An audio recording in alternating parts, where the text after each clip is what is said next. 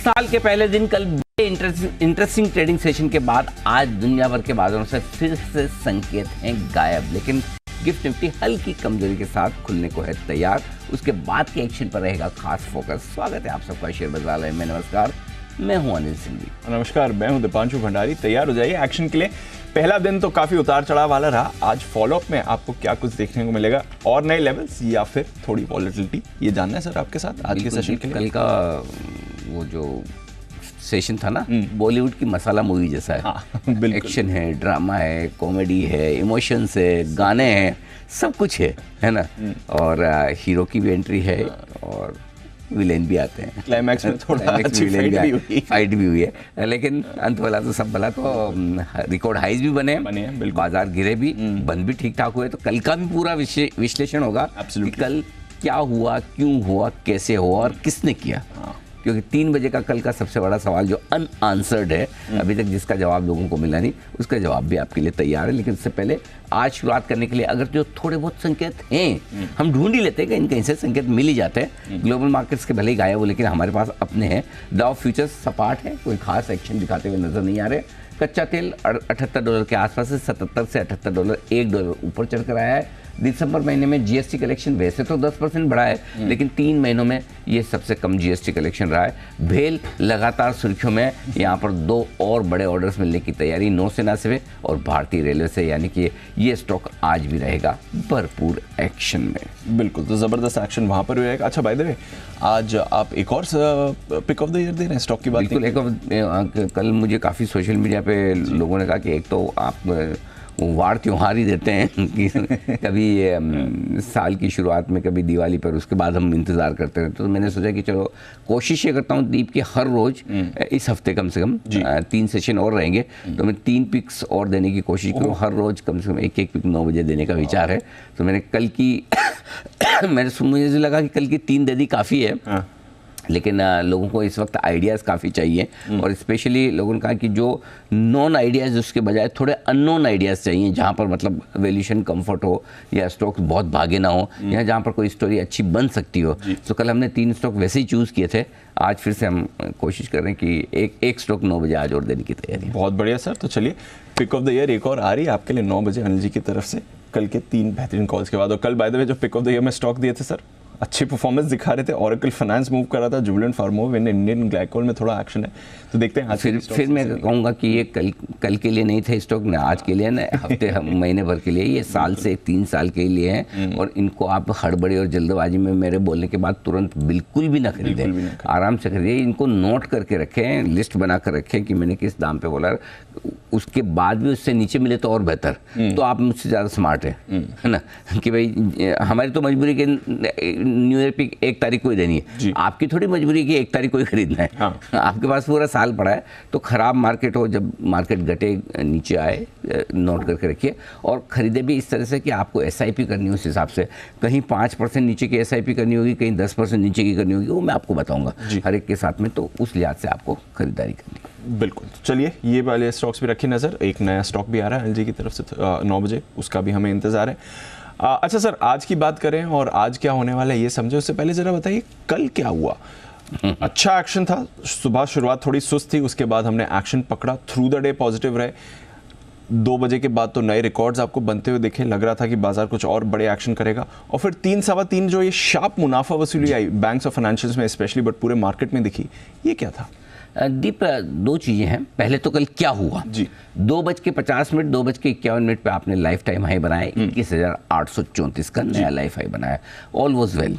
कि 3 बजे के पहले आप अगर 21,825 के ब्रेकआउट पॉइंट को पार करके निकल रहे हैं, ऐसा लग रहा है कि बड़े ब्रेकआउट की तैयारी निफ्टी कर रहा है और सबको लगा ठीक है। आपने एक चीज़ नोटिस की, कई बार मैं जब 2:30 बजे की स्टडी देता हूँ तो मैं ये कहता हूँ कि 3 बजे के पहले ये निकल कर टिक जाए इस लेवल के ऊपर तो ये हो सकता है। कई बार मैं बोलता हूँ 3 बजे की इम्पोर्टेंस है। 3 बजे की इम्पोर्टेंस क्या है कि 3 से 3:30 के बीच में जो भी ट्रेड होता है और जो भी होता है उसकी क्लोजिंग जो आती है वो फाइनल 3:30 पे क्या हुआ वो नहीं आती। आखिरी आधे घंटे के ट्रेड्स की एवरेज क्या है उसके बेसिस पर आती है। तो कल हुआ ये कि आपको वैसे निफ्टी हरे निशान में दिख रहा है कि 10 पॉइंट ऊपर बंद हुआ है, सेंसेक्स हल्के हरे निशान में दिख रहा है, बैंक निफ्टी आपको सिर्फ 50 पॉइंट नीचे दिख रहा है। लेकिन कायदे से देखा जाए तो एक्चुअली बाजार जो बंद हुए दिन के लोएस्ट पॉइंट पर जाकर बंद हुए 48,050 के आसपास बैंक निफ्टी बंद हुआ था। निफ्टी आपका 21,680 के आसपास बंद हुआ था। आधे घंटे की एवरेज होके एकदम 50 पॉइंट ऊपर निफ्टी की आ गई, बैंक निफ्टी की 200 सवा 200 पॉइंट ऊपर आ गए। सो एवरेज क्लोजिंग से कल के आखिरी घंटे के फॉल का पता नहीं चलता। 2:50 21,834 का लाइफ हाई और बैंक निफ्टी लगभग 48,450 के आसपास डे हाई पर अचानक से तेज़ गिरावट होती है और वो तेज़ गिरावट शुरू होते ही धड़ धड़ ऐसे गिरता है जैसे देयर इज नो टुमारो। कल बाजार बंद है। हुआ क्या, कल के आखिरी घंटे में जो तेज बिकवाली उसे मूड तो बिगड़ा, लेकिन किसी को ये उम्मीद नहीं थी कि इस तरह की बिकवाली आ सकती है। और फिर आई तो क्यों आई। अब इस बिकवाली में सबसे इंपॉर्टेंट चीज़ है, कल की बिकवाली में मूड बिगाड़ने वाले थे एफआईज। हुआ ये कि सबका ये अंदाज था कि एफआईज छुट्टी पर है, साल के पहले दिन छुट्टियां मना रहे हैं, सारे बाजार दुनिया भर के बंद थे। करेक्ट। तो नेक्स्ट डे मंगलवार सुबह मतलब आज भी आपको कोई खास संकेत मिलेंगे नहीं, मैदान खाली है, कोई बेचने वाला है नहीं। चलो लाइफ हाई बनाते हैं, बना भी, निचले स्तरों से आगे बढ़े भी, मिड कैप स्मॉल कैप भी चले, सेंसेक्स निफ्टी ने भी लाइफ हाई बनाया। लेकिन पता नहीं ये 2-2:30 बजे के बाद लगता है एफआईज के जागने का समय होता है, खासतौर से अमेरिका की एफआईज का। तो कल जो हुआ दीप, वो पूरी की पूरी क्रेडिट तेज गिरावट के एफआईज को जाती है। अच्छा। उनको ये लगा कि भाई हम तो है नहीं मैदान में और हमारे वजह ही तुम मजे कर रहे हो रिकॉर्ड, लो हम तुम्हें मजा चखाते हैं। तो 850 करोड़ की कैश मार्केट में बिकवाली की एफआईज ने, और स्टॉक फ्यूचर्स बेचे करीबन 1300 करोड़ के और 300 करोड़ के इंडेक्स फ्यूचर्स भी। और ये सारा का सारा बास्केट सेलिंग के तौर पर आखिरी आधे घंटे में हुआ, क्योंकि उनके पास समय कम था। राइट। एक तो ये कि आप आराम से धीरे धीरे बेचो, इतना मजबूत मार्केट आप बेचते जाओ ना, माल खाली हो जाएगा, आराम से लेने वाले खड़े हैं। एक ये कि भाई मैं तो अभी जागा हूँ और अब बचा कितना समय, ओके 2 बज गई, 2:30 बज गई, 3 बज गई, चलो आधे घंटे में ख़त्म करो। तो वो एक एफआईज की तरफ से स्टॉक्स में बास्केट सेलिंग आई, उसकी वजह से बाजार घटा है। जो आज के आप एफआईज के नंबर्स में देखेंगे तो आपको पूरा समझ में आएगा। सो ज़्यादातर लोग थोड़े से और कॉन्फिडेंट रह गए कि मैदान खाली है, ब्रेकआउट हो रहा है, लाइफ हाई बन रहा है। और वो उस समय वो थॉट प्रोसेस गलत भी नहीं थी। और आमतौर पर जनरली ऐसा होता भी नहीं कि जब पूरे दुनिया भर के बाजारों में छुट्टी का माहौल हो। सो एक तरह से हमने कल बाजार खोल के एफआईज को एग्जिट दे दिया टू सम एक्सटेंट, आप ये कह सकते हैं। हमारे बंद होते तो आपको नेचुरली क्या होता है, जब आपका ट्रेडिंग सेशन पूरा उस तरह का हो ना, जहाँ सबका पार्टिसिपेशन हो, एफआईज भी हो, लोकल फंड्स भी हो, ट्रेडर्स भी हो, रिटेल इन्वेस्टर्स भी हो, उन सबके साथ जब पार्टिसिपेशन होता है तो उसका मजा अलग ही होता है। तो दिन भर पहले इंडियन इन्वेस्टर्स के हाथ में था माहौल, आखिरी आधे घंटे में एफआईज ने अपना कमाल करके दिखाया है। सो उनकी भी तो क्या एक लेगेसी है, पुरानी ग्लोरी है, you can't right us of दिखाने के लिए कि मैं भी हूँ। तो कल इस वजह से कल तेजी से घटे। तो कल की तेजी में न कोई ख़राब खबर का चक्कर था, न कोई और बात थी, सिर्फ सिंपल ये है कि कल एफआईज ने एक बास्केट सेलिंग आखिरी आधे घंटे में की, जिसकी वजह से बाजार घटे। थैंक गॉड कि आखिरी आधे घंटे में बेची, इसलिए आपकी एवरेज क्लोजिंग उतनी बुरी नहीं है। गिफ्ट निफ्टी 30 पॉइंट नीचे दिखा रहा है, बनता है इतना? बिल्कुल बनता है। क्यों बनता है? क्योंकि वैसे देखा जाए तो आप 21,700 के नीचे ही बंद हुए, तो करीबन 30-40 पॉइंट 50 पॉइंट अगर नीचे खुलता है तो गलत नहीं है, उतना बनता है। तो मेरा ये समझना है आज ओपनिंग आपकी 21,675 21,700 की रेंज में होनी चाहिए, वहाँ खुलता है तो रीजनेबल ओपनिंग है आपकी। और बैंक निफ्टी की ओपनिंग अगर आपकी 48,075 48,150 के आसपास होती है तो वो रीजनेबल ओपनिंग है। तो हल्के लाल निशान में हमारा खुलना बनता है आज के सेशन में, कल के डेटा के दम पर, क्योंकि आज के लिए हमारे पास सबसे बड़ा ट्रिगर एफआईज की बिकवाली का ही है। बाकी ग्लोबल मार्केट्स तो बंद है, डाउ फ्यूचर्स फ्लैट है, थोड़ा बहुत मेरे ख्याल से एशिया में जो शुरुआत हुई हल्की फुल्की नरमी के साथ हुई है। हांगकांग से हमें फ़र्क नहीं पड़ता ज़्यादा, हालांकि है नीचे है, लेकिन सो ओवरऑल बाकी और आप संकेत ढूंढने देखने जाएंगे तो कहीं से मिलेंगे नहीं। सो हमारे लिए जो ओपनिंग के लिए सबसे बड़ा संकेत वो कल के एफआईज के डेटा से है। कल के एफआईज के डेटा ये इंपॉर्टेंट है। आपने इस पर आई थिंक एक ट्वीट भी डाला है, रील भी बनाई है। बिल्कुल, मैंने कहा कि ताकि लोगों को अगर कन्फ्यूजन है, जानने समझने की कोशिश करें कि कल क्या हुआ, तो आप आराम से देखिए, समझिए आखिरी आधे घंटे में क्यों और कैसे हुई बास्केट सेलिंग। Got it. चलिए, ये तो बास्केट सेलिंग हुई, बट एक ट्रेंड है। चलिए, कल का समझ में आता है, पहला दिन था, एफआईज के पास टाइम कम था इसलिए, बट ये सीरीज़ का दूसरा दिन है। अगर आप फ्राइडे भी देखें, ऑलमोस्ट सिमिलर एक्शन हमने देखा कि एक बार के लिए एक हैवी सेलिंग आती है और स्पेशली ऊपर की तरफ से हम देखते हैं एक शार्प फॉल आता है। कल भी हमने यही देखा। तो इस सीरीज में दोनों दिन बैक टू बैक अगर ऐसा एक्शन हो, ये क्या कुछ ट्रेंड दर्शा रहा है सर? ट्रेंड तो नहीं, लेकिन आपको एक संकेत जरूर दे रहा है, एक सिग्नल जरूर दे रहा है कि आप पैसा प्रॉफिट लेते भी रहिए। जनवरी की सीरीज आपकी नवंबर और दिसंबर जैसी एक तरफा नहीं होगी, ये आप मान के चले। उसके 2-3 कारण हैं दीप। एक ये कि पहली बात तो ये कि आप एफआईएस की इंडेक्स लॉन्ग पोजीशन पे 70% पे शुरुआत करें, नहीं कि नवंबर सीरीज में 11% थे। सो ऑलरेडी लॉन्ग पोजीशन पर 70 से ज़्यादा क्या खरीदेंगे, करेक्ट। दूसरी बात, आपने जो इस सीरीज की शुरुआत में निफ्टी के ओपन इंटरेस्ट 1 करोड़ 30 लाख शेयरों पे की, जो 1 करोड़ हुआ करते हैं, 30% हायर ओपन इंटरेस्ट पे आप शुरुआत कर रहे हैं, राइट। सो आप हेवी हैं, हल्के नहीं है। तीसरी बात, पिछले 5 सालों में जनवरी की सीरीज हमेशा नेगेटिव रही है। नेगेटिव ज़्यादा नहीं रही, नीचे में 0.7% नेगेटिव, ऊपर में 0.2% यानी कि 1 से 2% ही नेगेटिव रही है। लेकिन इसका मतलब है कि आपकी तेजी पे ब्रेक लगता है। जरूरी नहीं कि हर बार जो पहले हो इस बार भी हो, बट आपको कुछ तो आप पीछे से देख के सीखेंगे या समझने की कोशिश करेंगे। और ऊपर से आपका बजट के पहले का ही मामला है। सो मेरा पॉइंट सिंपल है कि रहना बुलिश है, पॉजिटिव रहना है, लेकिन थोड़ा थोड़ा प्रॉफिट भी बुक करते रहो। वापस नीचे मौका दे रहा है मार्केट। एक पहले ऐसा कैसा मार्केट था कि एक तरफा तेजी का मार्केट था, अब कैसा मार्केट है, आपको दोनों तरफ का मौका मिला। ये मैं ट्रेडर्स की बात कर रहा हूँ। रहा सवाल इन्वेस्टर्स का जो कैश मार्केट के स्टॉक्स लेके बैठे, उनके लिए स्ट्रेटजी में कोई बदलाव नहीं है। उनके लिए 1 महीने के हिसाब से अगर आपने 9 महीने की एक तरफा तेजी एंजॉय की है, मार्च के अंत और अप्रैल की शुरुआत से पूरे 9 महीने आपने वन साइड, तो 1 महीना आपका कंसल्टेशन में जाए तो आपका कोई फर्क नहीं पड़ता, पढ़ना भी नहीं चाहिए। तो इन्वेस्टर्स को कोई के लिए कोई, सिर्फ ट्रेडर्स के लिए एक स्ट्रेटजी जो बदली है वो ये कि अगर आप 2-5 दिन के लिए ट्रेड कर रहे हैं, इंट्राडे के लिए ट्रेड कर रहे हैं, तो जब गर्मी दिखे लाओ लाओ लाओ लाओ हो रहा है, आपको लग रहा है कि अरे ये तो बड़ा ब्रेकआउट देने की तैयारी में, वहां आप प्रॉफिट बुक करके इंतजार कर दो। आपको लगेगा ये तो टूटने वाला नया नीचे की तरफ घुस रहा है, वहां पे आपको ले लेना है। सो दोनों तरफ के ट्रेडिंग के मौके देने के लिए बाजार तैयार है। सो अब खाली वो ऐसा नहीं होगा कि आप बढ़ते ही रहेंगे, बढ़ते ही रहेंगे, बढ़ते रहेंगे, ब्रेक भी लगेगा, प्रॉफिट बुकिंग भी आएगी। लेने में डरना नहीं है और बेचने में झिझकना नहीं है। ये ट्रेडर्स के लिए स्ट्रेटजी है। बाकी जो इन्वेस्टर्स कैश मार्केट के अच्छे स्टॉक्स लेके बैठे हैं, उनको कोई दिक्कत। कल भी कई सारे स्टॉक्स ऐसे थे बारी बारी, कल जैसे रेलवे, फर्टिलाइजर, है ना, कौन सा कब चलेगा आपको पता है, PSU चल ही रहे हैं। सो 1 by 1 चल सकते हैं। आप खाली शांति से अपने लेके बैठिए, जो इन्वेस्टमेंट वाली चीज़ है, जो बाकी जो है उसमें हम देख लें। ठीक है, चलिए, तो थोड़ा रोटेशन चलता रहेगा, ये बात है उसकी। अच्छा, आज से ग्लोबल एक्टिविटी रिज्यूम होगी, हालांकि कल हमें ज़्यादा बेटर पिक्चर मिलेगी, बट आज से ग्लोबल एक्शन लौटने वाला है, लौटेगा, और आज से तो फुल फ्लेज ही लौटेगा। वैसे तो मैं अदरवाइज तो मैं कल से लौटने की बोलता था, लेकिन कल जिस तरह से आखिरी आधे घंटे में एक्टिव हो गए, आज मान के चलो कि सुबह से एक्टिव रहेंगे एफआईएस भी। हम तो एक्टिव हैं ही, रिटेल इन्वेस्टर्स एक्टिव हैं, हमारे लोकल फंड्स एक्टिव हैं। आज full fledge trading session with volumes देखने को मिलेगा, और जो वो ट्रेडिंग सेशन हो विद वॉल्यूम्स हो, उसी का मज़ा है जी, उसी का मज़ा है। चलिए, तो आज इंटरेस्टिंग सेशन होना चाहिए। बताएं सर, आज की स्ट्रैटेजी कुछ खास? आज की स्ट्रैटेजी में दीप ग्लोबल लोकल संकेत मिले जुले हैं, बहुत मजबूती के नहीं तो बहुत कमजोरी के भी नहीं, हल्के से आप कह सकते हैं एक शेड नेगेटिव साइड पे थोड़े से ज़्यादा है।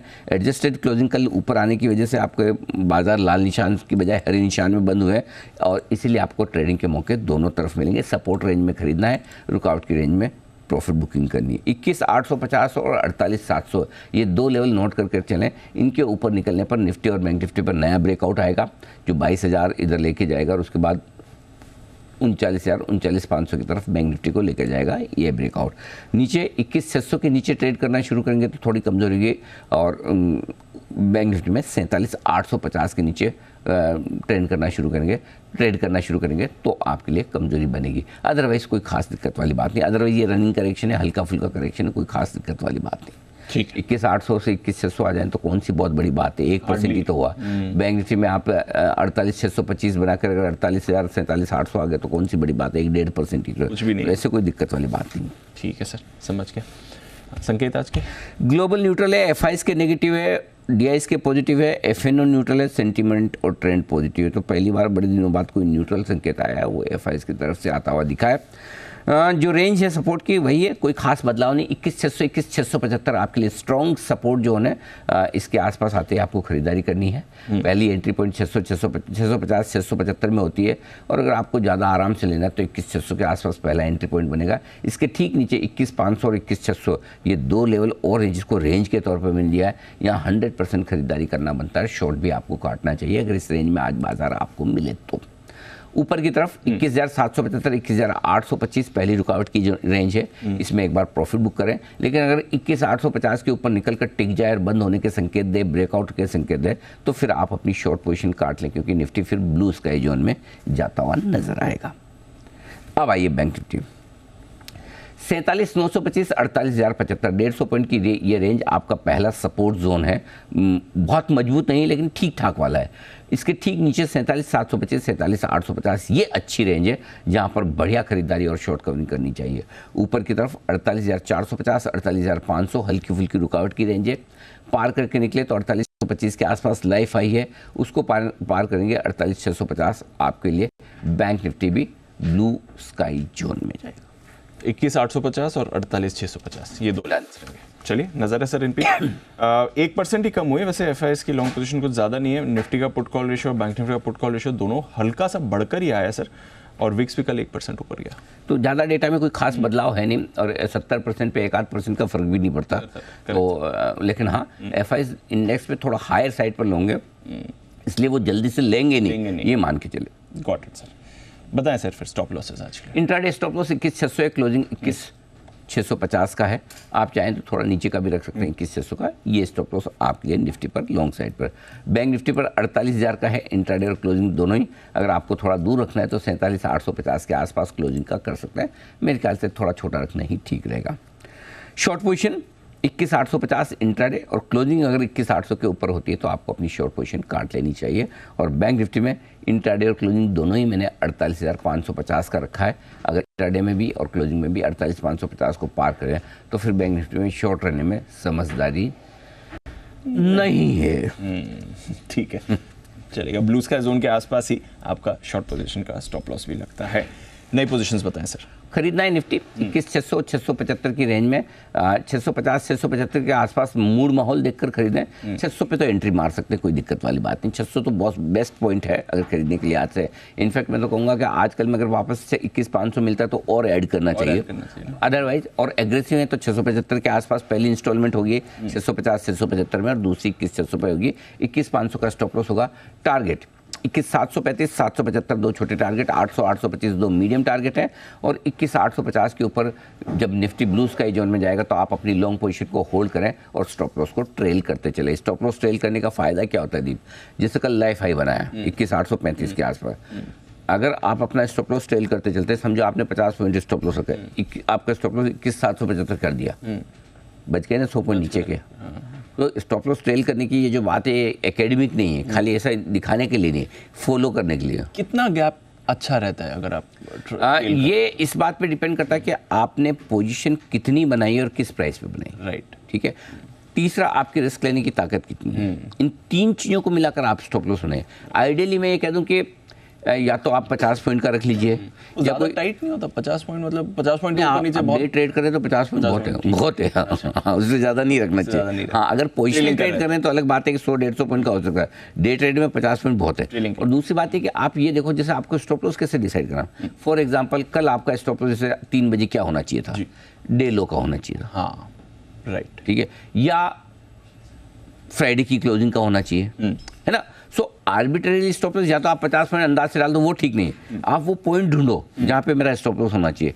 या तो डे लो का हो सकता है, पिछले दिन की क्लोजिंग का हो सकता है, पिछले दिन की हाई का हो सकता है। आप जब लॉजिक ढूंढोगे तो आपको मिल जाएगा। उस लॉजिक को आप अपनी पोजीशन के रिस्क के हिसाब से बना के रखिए कि मेरी रिस्क इतनी है, उसके आसपास मेरा कौन सा स्टॉप। ढूंढने से भगवान मिल जाते हैं, ये तो खाली स्टॉप लॉस से मिल जाएगा, आराम से मिलेगा। लॉजिक लगाओ और स्टॉप लॉस ढूंढो और फॉलो करो।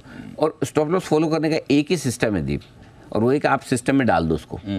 आप जैसे ये गिरेगा उसके बाद मैं काटूंगा, जिंदगी में आपका स्टॉप लॉस नहीं होगा। और गिरते जाएगा, फिर बोलेगा पोजीशन सर अनमैनेजेबल हो गई, काट ही नहीं पाए, लगा ही नहीं पाए। स्टॉप लॉस तो सिस्टम में लगाने से ही ट्रिगर होगा, नहीं लगाने से तो फिर मतलब वो पूरे मामला गड़बड़ हो जाता है। सो इसलिए आप लगा के ही रखो। बिल्कुल ठीक है सर। बैंक निफ्टी के लिए बताएं। निफ्टी और निफ्टी बेचने के लिए अच्छी जगह है 21,750 से 825। अगर इस रेंज में आए तो जरूर एक बार शॉर्ट चांस लें। 2100 का तो 21,850 का लगा लीजिए। टारगेट जो बनेंगे 21,735, 21,680 दो छोटे टारगेट है। 650 602 मीडियम टारगेट है और 21,500 तक के बड़े टारगेट है। दूसरा तरीका ये है दीप कि कल के हाईज 21,834 के हैं, इसके ठीक ऊपर 21,850 का स्टॉप लॉस लगाकर डायरेक्टली भी आप बेच सकते हैं अगर ज़्यादा गैप से ना खुले तो। टारगेट आपके 21,600 तक के आपके खुलते हुए नजर आएंगे। सो 9:08 पे अपन देखेंगे कि किस तरह की पोजिशनिंग होती है और कैसे बेचना है। बैंक निफ्टी 47,850 48,000 ये अच्छे लेवल है। 48,000 48,050 के आसपास पहला एंट्री पॉइंट मार लीजिए। 47,850 आता है तो थोड़ा और ऐड कर लीजिए। स्टॉप लॉस 47,650 का दूर का दे रहा हूँ क्योंकि एक बीच में 47,725 भी बढ़िया जगह है जहाँ पर आपको खरीदारी करनी चाहिए। तो लेकिन 2 इंस्टॉलमेंट ले लें उतना काफ़ी है। स्टॉप लॉस थोड़ा दूर कर लीजिए। टारगेट जो आपके बनेंगे वो होंगे 48,075 और 48,150 दो छोटे टारगेट हैं। 48,200 275 दो मीडियम टारगेट है। 48,350 48,450 तक के फाइनल टारगेट के लिए करनी है आपको खरीदारी। अब आइए बेचने की बात। दो तरीके से बेचिए, या तो 2 दिनों का हाई जो है 48,500 पार नहीं हो रहा तो 48,550 का स्टॉप लॉस लगा के बेच दें, एक तो ये बढ़िया तरीका है। दूसरा तरीका है 48,450 475 के आसपास आए तो एक इंस्टॉलमेंट में वहाँ बेचिए और 48,625 के आसपास आए तो और बेचिए। तो दो जगह आपको बेचना चाहिए। 48,700 का स्टॉप लॉस होगा। टारगेट जो बनेंगे दी वो 48,350 और 48,300 दो छोटे टारगेट हैं। 48,225 48,150 दो मीडियम टारगेट है। 48,075 48,000 और 47,850 तक के बड़े टारगेट के लिए बिकवाली करनी है। तो करनी तो है, अब या तो आप सीधा ही आप 48,550 के से बेचें या 48,450 48,500 के रेंज में आने पर एक बार वहाँ पर शॉर्ट इनिशिएट कर सकते हैं। Got it. चलिए ये है आपके लिए आज की स्ट्रैटेजी, सारे important levels. Ban list by the way double हो गई। बलरामपुर चीनी भी अब बैन में ऐड हो गया है। तो हिंदुस्तान कपूर तो ऑलरेडी था, इसके साथ बलरामपुर चीनी भी आज बैन में रहेगा। इन दोनों काउंटर्स पर रखनी है आपको नजर। कोई इंपॉर्टेंट लेवल सर? लेवल से दीप तो पहले तो एफआईएस के डेटा तो हम डिस्कस कर ही चुके हैं, कोई खास बात वहाँ नहीं। या इंपॉर्टेंट लेवल्स में 21,700 के आसपास आप खुलेंगे और अगर इसके नीचे ट्रेड करते हैं, रादर मैं ये कहूँगा कि 21,650 675 स्ट्रॉन्ग सपोर्ट जो है उसके नीचे ट्रेड करने पर कमजोरी की शुरुआत होगी। जब तक वहाँ नहीं होते तब तक ठीक है, कोई खास दिक्कत नहीं है। 70 लाख शेयर 21,700 के पुट पर हैं, सपोर्ट का काम करेगा। 21,800 के कॉल पर 60 लाख शेयर है, हल्की फुल्की रुकावट। बैंक निफ्टी का जहाँ तक सवाल है, डेटा कम है। 48,000 48,500 वायदा कारोबार की रेंज बैंक निफ्टी पे आपको दिखती है। ठीक है, चलिए ये है आपके लिए पूरा एक्शन और इंपॉर्टेंट लेवल्स आज की स्ट्रैटेजी के लिए। आइए स्टॉक्स पर भी करनी है चर्चा। Pick of the year Anil ji आपको दे रहे हैं 9 बजे, बट उससे पहले आज का स्टॉक ऑफ द डे क्या है ये जान लेते हैं।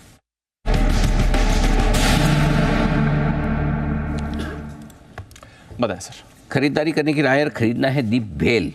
भेल के फ्यूचर्स में खरीदारी करने की राय है। 196 रुपये का स्टॉप लॉस लगाएं। टारगेट 204 206 और 208 के हैं। और क्यों खरीदना है वो बता दूं। भेल को 2 अच्छे ऑर्डर मिलने की खबर आई है। खुद महेंद्र नाथ पांडे साहब मिनिस्टर जो हैं उन्होंने ये कहा है। पहला, उन्हें भारतीय नौसेना से गन्स बनाने के लिए, हैवी गन्स बनाने के लिए ऑर्डर मिल रहा है। और दूसरा, उन्होंने कहा कि भेल 80 वंदे भारत ट्रेन भी बनाएंगे। ये 2 बढ़िया खबर आती दिख रही है। हम लगातार इस स्टॉक पर बुलिश हैं। 144 रुपये से हम पिछले महीने भर से लगातार कह रहे हैं कि खरीदिए। 225 रुपये का टारगेट इमीडिएट 200-225 का है ही। एक और लगातार स्ट्रॉन्ग ऑर्डर फ्लो भेल के लिए आते रहे, बिल्कुल आ रहे हैं। और कल भी एक खबर थी कि एनएलसी की तरफ से 19,000 करोड़ का एक ऑर्डर मिल सकता है।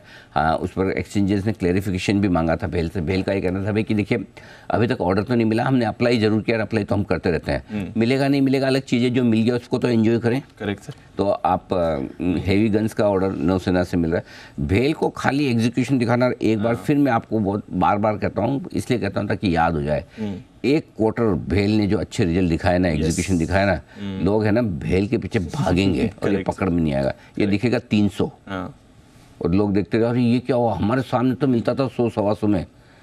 कोविड के समय 20 का था। हाँ 20 रुपये में 20 था कोविड में। उस समय भेल फिर वो जोक बनता था ना, सस्ता क्या है ज़्यादा। हाँ, सो ये इसका इशू खाली एक एग्जीक्यूशन का ही था। और जिस हिसाब से सरकार लगी है, एग्जीक्यूशन भी आपको दिखेगा। सो आई थिंक ये स्टॉक है जो आराम से लो, कोई दिक्कत नहीं है। हड़बड़ी में जब भी खरीदता है 10-15 रुपये नीचे आए कभी मार्केट में, आपको एंट्री करनी है। सिंपल परपेचुअल बायर है हम भेल में, लगातार खरीदारी करने की राय है। 220-225 शॉर्ट टर्म टारगेट है, बाद में देखेंगे क्वार्टरली रिजल्ट देखने के बाद में। अब इस क्वार्टर से रिजल्ट्स में अच्छा टर्न अराउंड आता है या मार्च क्वार्टर तक इंतजार करना पड़ेगा, वो देखने की बात है। बट इवेंचुअली होना है। मेन चीज़ क्या है, तो आपकी प्रॉब्लम लाइफ में दो होती है, एक तो आपके पास बिजनेस ही नहीं है और दूसरा आपके पास बिजनेस है लेकिन एग्जीक्यूशन नहीं है।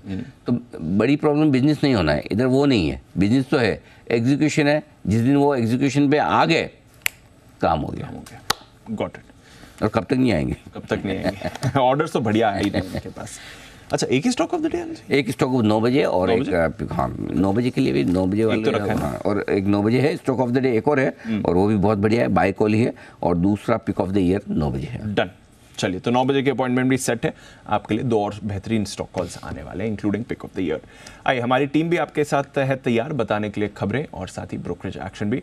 नुपुर, अरमान और कुशल से करते हैं बात। नुपुर, मॉर्निंग, करिए शुरुआत। खबरें और ट्रिगर्स क्या कह रही हैं आज की? Good morning. Easy trip planners पर फोकस करना है। बोर्ड बैठक में प्रेफरेंशियल इशू के जरिए कंपनी फंड जुटाने पर विचार करेगी, तो ये अनाउंसमेंट आज आने वाला है। एक्सटेड ऑल कार्गो लॉजिस्टिक में बोनस इशू की 3:1 के रेशियो में, तो ये भी एडजस्टमेंट आज आपको दिखेगा। मंथली अपडेट्स बता देती हूँ। दिसंबर की ऑटो सेल्स के नंबर्स आते हुए दिख रहे हैं, जहाँ पे आयशर मोटर्स के जो नंबर्स आए रॉयल एनफील्ड के, वो अनुमान से कम आते हुए नजर आए। इनफैक्ट वाई बेसिस पे भी देखें तो 7% की गिरावट आपको यहाँ पे नजर आएगी। टीवीएस मोटर्स एस्टिमेट के अनुसार यहाँ पे मंथली नंबर्स आते हुए दिखे। टू व्हीलर सेल्स 27% आपको वाई बेसिस पे ऊपर दिखेगी और टोटल सेल्स भी देखें तो 25% की ग्रोथ यहाँ पर भी आती हुई दिखी है। अल्ट्राटेक सीमेंट Q3 के अपडेट्स आने शुरू हो चुके हैं। अल्ट्राटेक सीमेंट की Q3 में कंसोलिडेटेड आधार पर देखें तो सीमेंट बिक्री करीबन 6% से बढ़कर आती हुई नजर आई है। भारत में सीमेंट बिक्री 5% बढ़ी है। वाइट सीमेंट बिक्री देखें तो 18% की ग्रोथ आपको यहाँ पे दिखेगी और डोमेस्टिक एक्सपोर्ट्स भी 30% से इस क्वार्टर में बढ़ते हुए आते हुए दिखा है। कोल इंडिया, जहाँ पे प्रोडक्शन का डेटा सामने आया है, दिसंबर में कोल प्रोडक्शन 8% ऊपर आपको दिखेगा। ऑफटेक भी देखें तो 6% ऊपर आपको नजर आएगा। अप्रैल टू दिसंबर YTD बेसिस पे देखें तो कोल प्रोडक्शन 11% ऊपर है, ऑफटेक में 9% की बढ़त आपको नजर आएगी। APL अपोलो ट्यूब्स पर भी फोकस करना है। Q3 में देखें तो बिक्री में थोड़ी आपको गिरावट नजर आ रही है। 6 लाख से घट के 6 लाख इस बार आती हुई 6 लाख टन इस बार आती हुई नजर आई है। धनलक्ष्मी बैंक, यहाँ पर भी Q3 का अपडेट आते हुए दिखा है, जहाँ पे दिसंबर तिमाही में कुल बिजनेस की ग्रोथ में 11% की बढ़त आपको नजर आएगी। बिजनेस ग्रोथ देखें तो 11.25% से बढ़कर आते हुए दिखा है। डिपॉजिट 10.5% की ग्रोथ यहाँ पे है। कासा में भी 6% की बढ़त इस बार आती हुई नजर आई है। और लास्ट में साउथ इंडियन बैंक, जहाँ पे एडवांसेस 11% से इस क्वार्टर में बढ़कर आते हुए दिखे। डिपॉजिट में 9% की बढ़त है। कासा 2.8% से बढ़कर आते हुए नजर आया और कासा रेशो भी देखे तो 32% से घट के 31.8% के आसपास रहा है।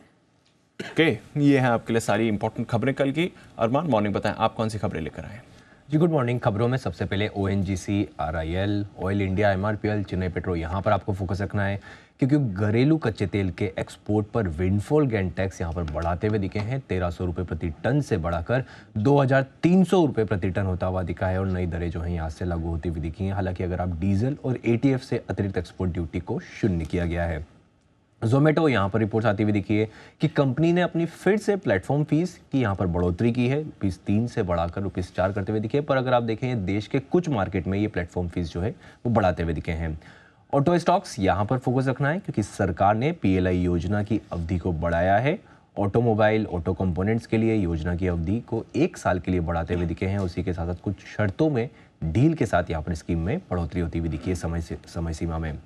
भारतीय एयरटेल सब्सिडरी भारतीय एयरटेल सर्विसेज बीटल टेलीटेक में लगभग 49.4 लाख, जो कि अगर आप 97% हिस्सेदारी उसका अधिग्रहण करेगी और अधिग्रहण के बाद अगर आप देखें तो ये कंपनी की सब्सिडरी बन जाएगी और इसका कॉस्ट ऑफ एक्विजिशन की बात करें तो लगभग 670 करोड़ के आसपास का है।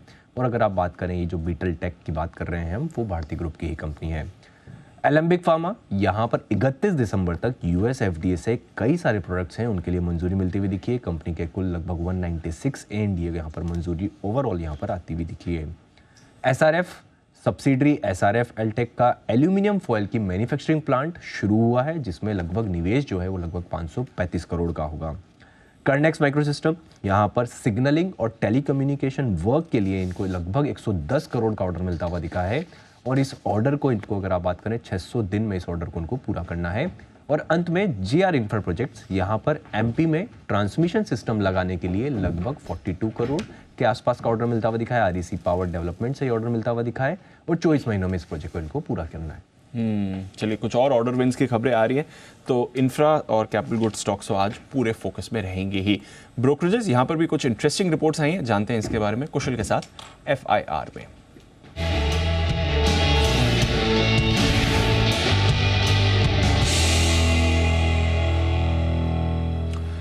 मॉर्निंग कुशल, बताएं क्या कह रही हैं आज की रिपोर्ट्स?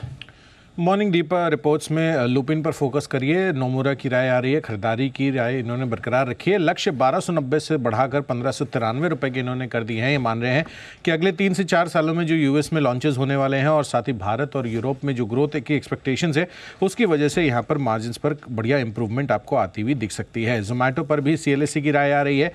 यहाँ पर खरीदारी की राय बरकरार रखते हुए लक्ष्य 168 रुपये के दिए हैं। ये मान रहे हैं कि जिस तरह से ये प्लेटफॉर्म फीस अपडेट आता हुआ दिख रहा है, कुछ एक की मार्केट्स में 3 रुपये से 4 रुपये इन्होंने बढ़ाया है। ये आगे चलकर जो GST का इम्पैक्ट है वो पार्शली ये ऑफसेट करते हुए भी नज़र आ सकते हैं।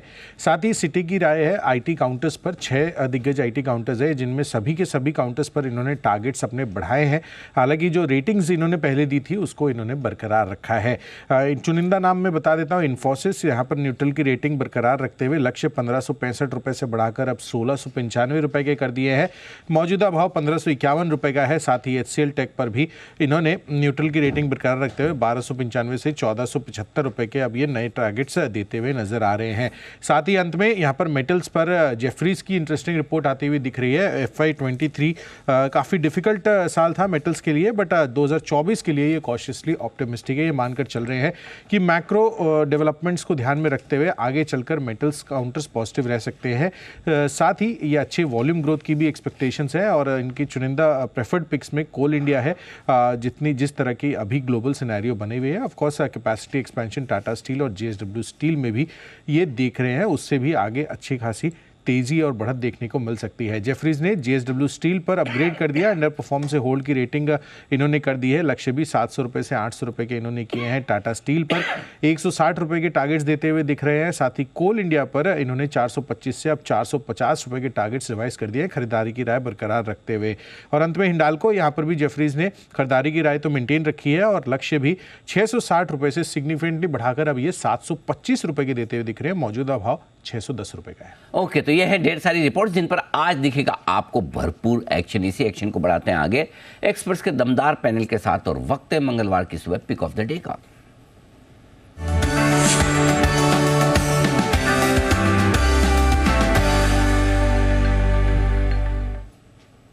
हिमांशु जी सुप्रभात, करें शुरुआत, बताएं sir pick of the day. सुप्रभात अनिल जी, सुप्रभात सभी को, दीप सुप्रभात। Anil ji, pick of the day cash segment से स्टॉक है रेनबो चिल्ड्रन हॉस्पिटल, जो कि 1220 रुपए के आसपास कल बंद होता हुआ नजर आया है।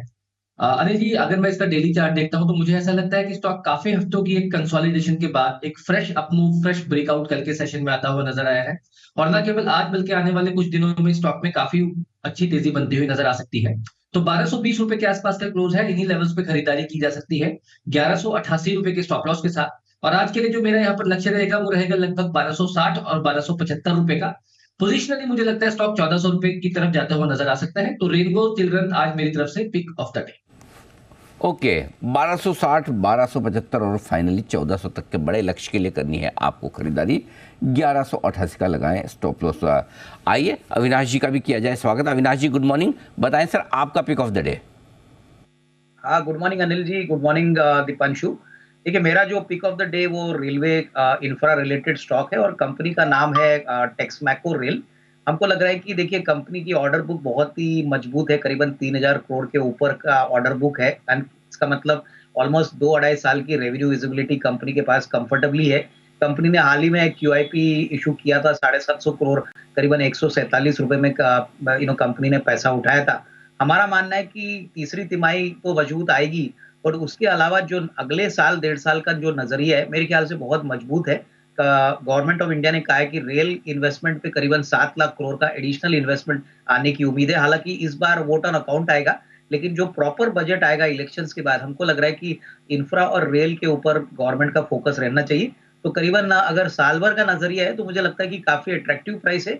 यहाँ से करीबन 230-235 का एक मीडियम टर्म टारगेट बन सकता है। तो ये मेरी तरफ से आज का वैल्यू पिक है और इसमें जरूर इस लेवल पे खरीदी करनी चाहिए। ओके, तो टेक्स मैको रेल यहाँ पर 230 के टारगेट के लिए करें खरीदारी। राय अविनाश जी की। रेलवे स्टॉक्स कल से फिर से नए एक्शन में आते हुए दिख रहे हैं आपके लिए। आइए बंसल जी का भी किया जाए स्वागत। सुप्रभात बंसल जी, बताएं सर आपने क्या चुना है, कैश का स्टॉक या फिर आप फॉर अ चेंज फ्यूचर्स? सुप्रभात अनिल जी, सुप्रभात दीपांशु। अनिल जी, मैं 2 स्टॉक्स निकाल के लाया हूं, दोनों के दोनों FNO सेगमेंट के हैं। ओके। पहला है अरविंदो फार्मा, जिस पे रेगुलरली हम खरीदारी की राय दे रहे हैं। 1080 के अराउंड चल रहा है। 1048 का लगाना है स्टॉप लॉस। 1130 के टारगेट के लिए पहला पिक ऑफ द डे है अरविंदो फार्मा। दूसरा IT स्पेस काफी अच्छा लग रहा है अनिल जी, कल आपने OFS भी चूज करा था। TCS में खरीदारी की राय है। 3811 के अराउंड चल रहा है, हल्की फुल्की करेक्शन पे मिले तो खरीदें। 3740 3740 का एक स्टॉप लॉस लगाएं। 3978 के टारगेट के लिए TCS पर खरीदारी की राय है। TCS पर भी करें खरीदारी, ये भी आपको एक्शन में दिखेगा और औरोबिंदो भी दिखेगा। तो डिफेंसिव्स के 2 काउंटर्स हैं, फार्मा और साथ ही IT, जहां पर आपको एक्शन दिख सकता है। ऑटो बिक्री के आंकड़े आए हैं, एक बार अविनाश जी से यहाँ पर भी राय ले लीजिए। अविनाश जी, थोड़ा डिसअपॉइंटिंग है, या डिसअपॉइंटिंग नहीं, थोड़ा अनुमान मुताबिक क्या कह सकते हैं, अनुमान से थोड़ा ढीले इस बार के नंबर्स आए हैं।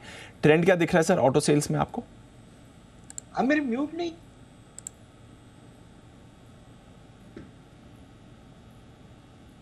सॉफ्ट ही आता है क्योंकि सभी लोगों को पता है कि दिसंबर के महीने में नॉर्मली जो पैसेंजर कार और 2 व्हीलर्स होते हैं ज्यादातर लोग इसलिए नहीं खरीदते क्योंकि दिसंबर में खरीदी हुई गाड़ी मानी जाती है कि 1 साल पुरानी है।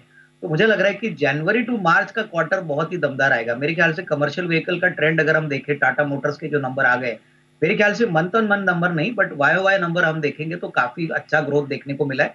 हाँ, ट्रैक्टर्स में थोड़ा सा एक डिसअपॉइंटमेंट जरूर देखने को मिला है, बट अगर हम कमर्शियल व्हीकल्स, 2 व्हीलर्स और पैसेंजर कार्स की बात करें तो मुझे लग रहा है जनवरी टू मार्च के क्वार्टर में अच्छे नंबर्स आने की उम्मीद रहेगी। तो इसमें कोई बड़ी चिंता करने की बात नहीं है। हो सकता है कि थोड़ी बहुत बिकवाली आपको ऑटो के शेयर्स में देखने को मिले, लेकिन मेरे ख्याल से कोई बड़ी बिकवाली आएगी ऐसा लगता नहीं है। और अभी भी हम पॉजिटिव है मारुति पे, महिंद्रा एंड महिंद्रा पे, टाटा मोटर्स पे। तो कोई भी गिरावट आती है तो इसको खरीदने का मौका समझना चाहिए। मैंने तो एक एवरग्रीन स्टॉक रहा है अविनाश जी के लिए, कई बार पहले भी उनकी रिकमेंडेशन लिस्ट में ये आया है। एक आइशर मोटर्स की चार्ट पर फॉलोअप व्यू लेना है, क्योंकि कल ये स्टॉक काफ़ी कमजोरी दिखा रहा था और इनफैक्ट एक पॉइंट पर तो निफ्टी और वायदा कारोबार दोनों का टॉप लूजर भी ये बना ही हुआ था। हिमांशु जी, आज आइशर में फॉलो ऑन प्रेशर आ सकता है, इन लेवल्स के आसपास संभलना चाहिए, क्या रहा है सर इसके चार्ट पर?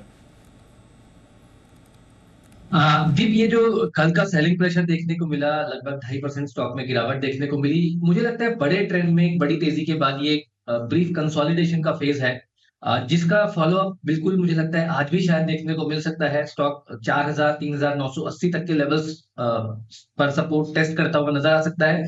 लेकिन ब्रॉडली अगर आप बड़ा सेटअप देखें तो ये स्टॉक एक अच्छी बुल रन में है, एक अच्छी तेजी में है। तो मुझे लगता है ब्रीफ कंसोलिडेशन के बाद वापस से लोअर लेवल्स पे खरीदारी के मौके स्टॉक में ढूंढे जा सकते हैं। 1-2 दिन के नजरिए से स्टॉक में थोड़ी सी अंडर परफॉर्मेंस बनती हुई नजर आ सकती है। ओके, तो ये है आपके आइशर मोटर्स। आइए सुमित जी का किया जाए स्वागत। सुमित जी गुड मॉर्निंग, स्वागत है आपका। ओके, सुमित जी ऑफिस पहुंच चुके हैं?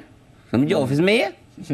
Yes, very nice. Good morning. तो आज से सैलरी शुरू मतलब बताइए sir, pick of the day. जी अनिल जी, गुड मॉर्निंग। अनिल जी, जो स्टॉक अभी मेरे रडार पे है वो है टेक महिंद्रा। IT सेक्टर के स्टॉक्स के अंदर मोमेंटम थोड़ा पॉजिटिव बन रहा है और स्टॉक्स के अंदर ऐसा लग रहा है कि यहाँ से ऊपर का मूव देखने को मिल सकता है। तो टेक महिंद्रा यहाँ से ऊपर का मूव दिखाना चाहिए। 1290 1295 के आसपास इसमें खरीदारी करके चलने का सलाह रहेगा। स्टॉक का जो नीचे में सपोर्ट या स्टॉप लॉस बनेगा वो 1260 का बनेगा, 1260, और ऊपर में जो टारगेट देखने को मिल सकते हैं इस मूव के अंदर 1340, 1340, 1360 ये लेवल ऊपर में देखने को मिल सकते हैं। तो टेक महिंद्रा में खरीदारी करके चलने का सलाह रहेगा 1340, 1360 के टारगेट्स के लिए। ओके, 1340 1360 ये हैं 2 लेवल जिसके लिए करनी है खरीदारी आपको टेक महिंद्रा में। आइए कुणाल जी का भी किया जाए स्वागत। कुणाल जी सुप्रभात, बताएं सर आपका पिक ऑफ द डे। सुप्रभात अनिल जी, सुप्रभात दीपांशु। अनिल जी, खरीदारी की राय है और खरीदना है गुजरात फ्लोरोकेमिकल्स, जिसमें कल हमने देखा है जब बाजार में बड़ा सेल ऑफ आया तभी भी स्टॉक में आपको इंट्राडे हाइज बनते हुए नजर आ रहे थे। तो एक बड़ी जबरदस्त रिलेटिव स्ट्रेंथ हमने पिछले कुछ दिनों में देखी है। हाल में मैंने और राकेश जी ने 10 की कमाई में भी गुजरात फ्लोरोकेम पर खरीदारी की राय दी, और जो ब्रेकआउट कल के ट्रेड में आया मुझे लगता है कि स्टॉक को काफी ऊपर ले जाने की ताकत रखता है। तो एक 3650 रुपए के आसपास स्टॉप लॉस रखकर खरीदारी करें। मुझे लगता है कि इसमें आपको 4000 रुपए के लेवल्स देखने को मिलेंगे। तो 4000 के टारगेट के लिए गुजरात फ्लोरोकेम में खरीदारी करें। तो आपने बोल दिया कि बंसल जी ने आपने 10 की कमाई में भी इसको पहले दिया था। नहीं तो बंसल जी अगर आपने जॉइंट में भी दिया और अलग से दे रहे तो बंसल जी उसमें धन्यवाद की अपेक्षा रखते हैं कि मुझे मेरी ड्यू क्रेडिट मिल जानी चाहिए, धन्यवाद मिल जानी चाहिए। क्यों बंसल जी? अनिल जी नहीं अनिल जी, ये तो मोर देन एक्सपेक्टेशन हो जाएगा। अनिल जी वेट, कुणाल जी वेट। हाँ, सीनियर पार्टनर इज स्पीकिंग। मतलब सीनियर किस हिसाब से, उम्र से या फिर अनुभव से? एक्सपेक्टेशन नहीं, है। नहीं पहले तो सीनियरिटी वाला मैटर क्लियर करो। अनिल जी उम्र से, अनिल जी नहीं उम्र से तो आप कम है कुणाल जी। उम्र से अनिल जी जी एक मिनट पहले कुणाल जी को मौका दे दिया जाए। सुनिए जी कुणाल जी। अनिल जी मैं बताता हूँ अनिल जी सीनियोरिटी कैसे है बंसल जी की। अनिल जी कल मैं लाखों भारतीयों की तरह अनिल जी जिम में दाखिला लेने गया, तो अनिल जी जिम वाले ने मुझे देखते ही कहा कि आपके लिए तो अलग पैकेज है, जिनको सिर्फ तस्वीरें खिंचानी है उनके लिए एक अलग पैकेज हमने खोला हुआ है। और फिर अनिल जी मन मन मुस्काने लगा मुझे देखकर। तो अनिल जी मुझसे पहले मेरी ख्याति पहुंच जाती है Anil ji. All thanks to Bansal ji. अरे वाह, तो चलो पैसे तो बच गए आपके। बढ़िया है। छोटा जी बंसल जी अब बताइए, सीनियरिटी की बात करें था जी। अनिल जी ये मोर देन एक्सपेक्टेशन है। कुणाल जी ने इतना याद रखा कि 10 की कमाई में दिया था। पुरानी रिकमेंडेशन अनिल जी ये रिकॉर्ड नहीं रखते हैं। हाँ, वो लिखा और फाइल में लगा दिया Anil ji. Central nervous system में रिकॉर्ड नहीं करते हैं। तो इन्होंने जितना याद रखा अनिल जी, जैसे जो बच्चा होता है ना उससे टॉप की उम्मीद नहीं करी जाती, कुछ बच्चों से सिर्फ पास हो जाए अनिल जी।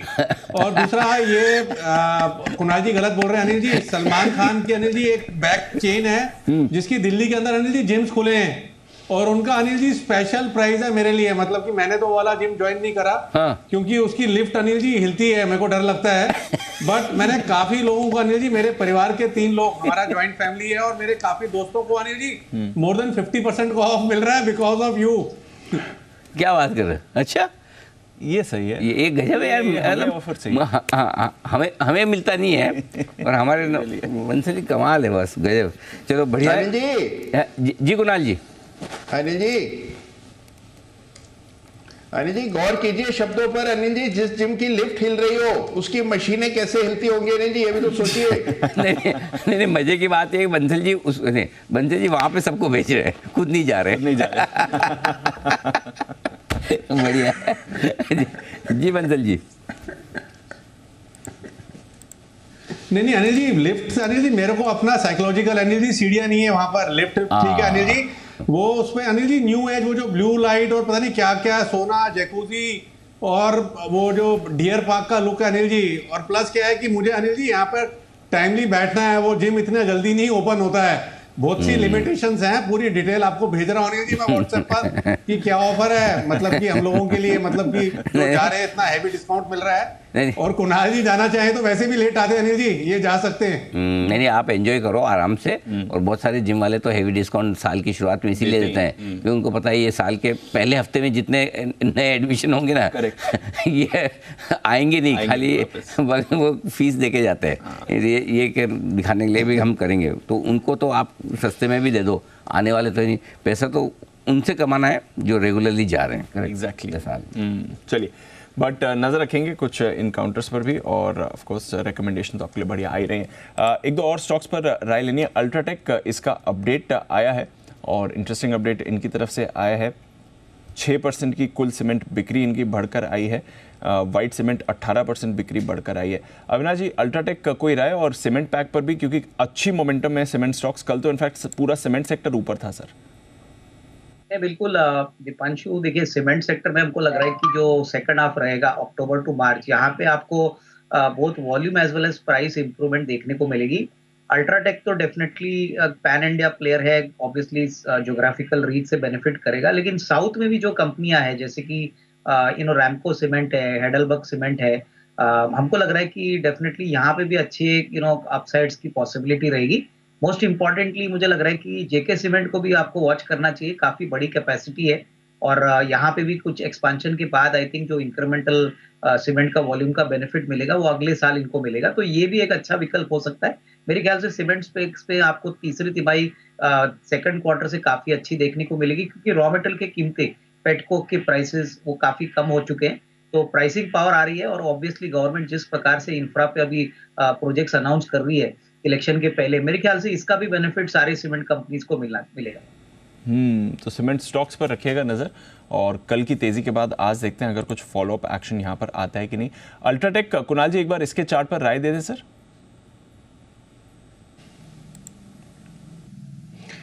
देखिए, लगातार हमने इसमें एक तेजी देखी है। दीपांशु, जिस तरह का चार्ट स्ट्रक्चर है मुझे काफी स्ट्रॉन्ग चार्ट लगता है और मुझे लगता है कि और भी ऊपर अभी इसमें अपसाइड बन सकता है। हमने कल जेके सीमेंट पर खरीदारी की राय मैंने और राकेश जी ने दी थी।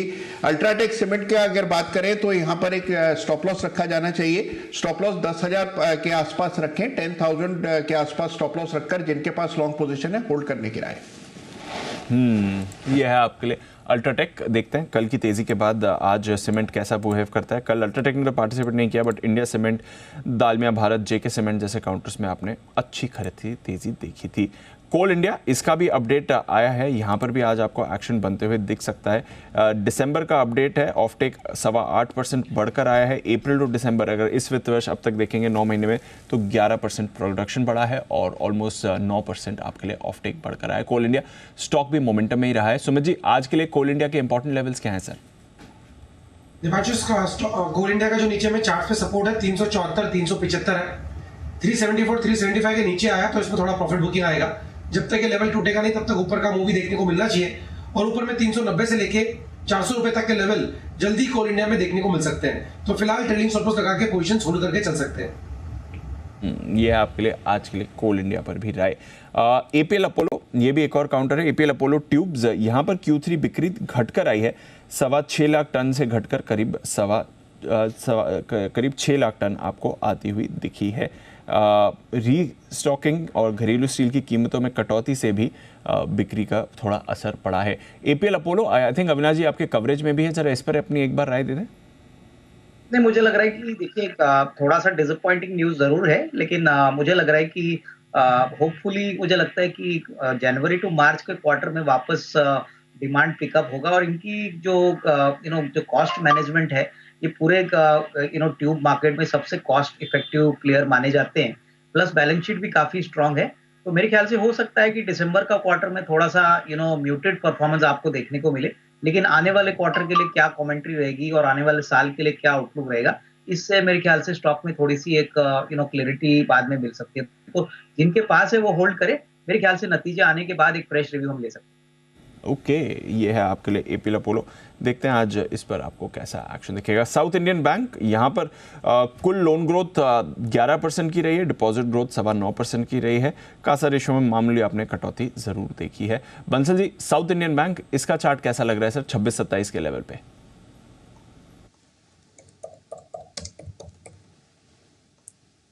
दीपांशु, बेहतरीन इसका टेक्निकल चार्ट है और खास बात क्या है Deepanshu, risk reward ratio favourable है both from the trading point of view and from the investment point of view. Trading का नजरिया लगाएं तो 26 रुपए का स्टॉप लॉस बैठता है और निवेश का नजरिया लगाएं तो 24 रुपीज का स्टॉप लॉस बैठता है। और दीपांशु, मेरा ऐसा मानना है 24 के स्टॉप लॉस के साथ यहाँ खरीदना चाहिए 33.5 के टारगेट के लिए। और दीपांशु, जब भी साउथ इंडियन बैंक का मतलब कि जिक्र आता है ना, तो अनिल जी का चेहरा सामने आता है। कुछ ही स्टॉक्स हैं, वो एक तो फार्मा स्टॉक तो मैं भूल जाता हूँ बार बार नाम उसका, वो 44-45 के अराउंड अनिल जी ने पकड़ा था। ये स्टॉक जहां तक मैं रिकलेक्ट कर पा रहा हूँ 8.80 से लेकर 9.20 के बैंड पर अनिल जी ने बड़ा स्ट्रॉन्ग रिकमेंडेशन दिया था। उसके बाद 1-2 दिन साइडवेज और गोली की तरह भागा था। एम आई राइट अनिल जी? 8 रुपए के आसपास हमारी रिकमेंडेशन, 8.5 रुपए के आसपास साउथ इंडियन बैंक में हुई थी रिकमेंडेशन। बिल्कुल सही है सर।